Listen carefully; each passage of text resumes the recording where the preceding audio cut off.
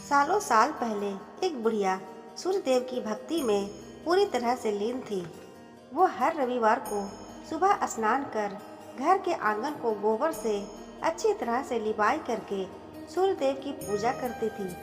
फिर सूर्यदेव के लिए व्रत रखकर शाम को उन्हें भोग लगाने के बाद भोजन करती थी। उस बुढ़िया के भक्ति भाव से देव काफी प्रसन्न थे और भगवान की कृपा से उस बुढ़िया को किसी तरह की परेशानी नहीं होती थी। उस बुढ़िया की खुशी और संपन्नता को देखकर उसकी पड़ोसन को जलन होने लगी। वह बुढ़िया अपनी पड़ोसन के आंगन में बंधी गाय के गोबर से ही आंगन लिपा करती थी। पड़ोसन ने जलन के मारे उस गाय को आंगन की जगह से अंदर हटाकर घर के अंदर बांधना शुरू कर दिया। अब अगले रविवार को सुबह बुढ़िया को सूर्यदेव की पूजा करने के लिए घर गाय का गोबर नहीं मिला, जिस कारण वो सूर्यदेव की पूजा नहीं कर पाई और पूरे दिन खुद भी भूखी रही। रात में सूर्यदेव उस बुढ़िया को सपने में आए और उससे पूजा न करने और भोग न लगाने का कारण पूछा। जवाब में बुढ़िया ने बताया, घर के आंगन को लीपने के लिए गोबर नहीं था, इसलिए पूजा नहीं कर पाई। पूजा नहीं की तो भोग भी नहीं चढ़ाया। बुढ़िया की बातें सुनकर सूर्यदेव उनसे कहते हैं कि मैं तुम्हारी भक्ति से प्रसन्न हूँ, इसलिए मैं तुम्हें एक गाय दे रहा हूँ। वो तुम्हारे घर को धन से भर देगी। यह कहते ही सूर्यदेव उसके सपने से चले गए। अगली सुबह जब बुढ़िया की आंखें खुलती है, तब वह देखती है कि उसके आंगन में एक सुंदर गाय और बछड़ा बंधा हुआ है। यह सब देखकर वह हैरान हो गई। उसे सपने की कोई बात याद नहीं थी। इसे उसने सूर्यदेव की कृपा समझा और गाय को चारा देने लगी। बुढ़िया के आंगन में सुंदर गाय और बछड़े को देखकर पड़ोसन की जलन बढ़ गई। कुछ देर बाद जब बुढ़िया घर के अंदर जाती है तो गाय सोने का गोबर करती है। यह देखकर पड़ोसन चौंक जाती है और उस गोबर को उठाकर अपने घर ले आती है और अपने गाय के गोबर को उसके आंगन में रख देती है। यह सिलसिला कुछ दिनों तक चलता रहा और वो पड़ोसन धनवान हो गई। इधर बुढ़िया को किसी बात की खबर नहीं थी, क्योंकि वो सूर्यदेव की भक्ति में ही खोई रहती थी। उधर सूर्यदेव को उस महिला की हरकतों पर काफी गुस्सा आता है।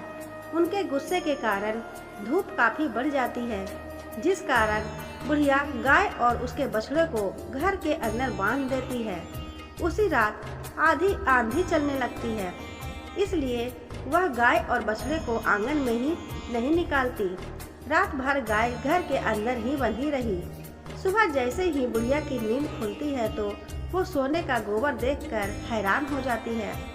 उस दिन के बाद से रोजाना वो गाय को घर के अंदर ही बांधने लगी। गाय के सोने के गोबर से बुढ़िया धनवान हो गई, जिसे देखकर पड़ोसन को और जलन होने लगी। पड़ोसन ने जलन के मारे सोने का गोबर देने वाली गाय के बारे में उस नगर के राजा को बता दिया। राजा को जैसे ही सोने का गोबर देने वाली गाय का पता चला तो उन्होंने तुरंत सैनिकों को भेजकर उसे महल लाने के लिए कहा। जब सैनिक बुढ़िया के घर पहुंचते हैं, तब वह सूर्यदेव को भोग लगाकर खुद भोजन करने के लिए निवाला उठाने ही वाली थी कि तभी सैनिक गाय और बछड़े की रस्सी खोलकर उन्हें अपने साथ ले जाते हैं। बुढ़िया उनसे गाय और बछड़े को न ले जाने की प्रार्थना करती है, लेकिन राजा के सैनिक बुढ़िया की एक नहीं सुनते। कुछ ही देर में सैनिक गाय को राजा के पास ले जाते हैं। राजा गाय की सुंदरता को देखकर बहुत खुश होते हैं और उसे अपने ही पास रख लेते हैं। गाय व बछड़े के जाने के गम में बुढ़िया बिना खाए पिए पूरे दिन सूर्यदेव से गाय और बछड़े को लौटाने की प्रार्थना करती है। इधर दूसरे दिन सुबह राजा सोने का गोबर देखकर हैरान हो जाता है। उधर बुढ़िया भूखी प्यासी सूर्यदेव की प्रार्थना में लगी रहती है।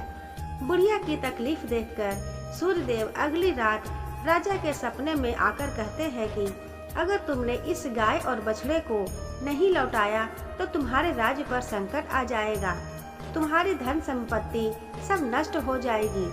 सूर्यदेव की बातें सुनकर राजा की नींद खुल जाती है।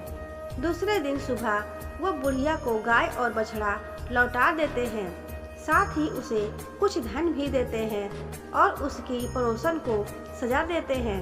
सूर्यदेव की इस चमत्कारी गाय और बुढ़िया पर उनकी कृपा को देखकर राजा पूरे नगर के लोगों को हर रविवार को सूर्यदेव की पूजा करके व्रत रखने के लिए कहते हैं। तभी से ही रविवार के व्रत का चलन शुरू हुआ और राजा के पूरे राज्य में खुशियाँ ही खुशियाँ छा गई।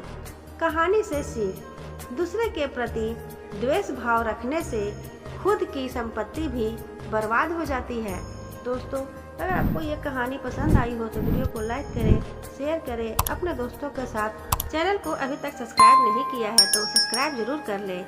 बेल आइकन को प्रेस करें ताकि जब भी मैं कोई नई कहानी अपलोड करूं उसकी अपडेट सबसे पहले आपको मिल सके। मिलती हूँ एक और नई कहानी के साथ। धन्यवाद।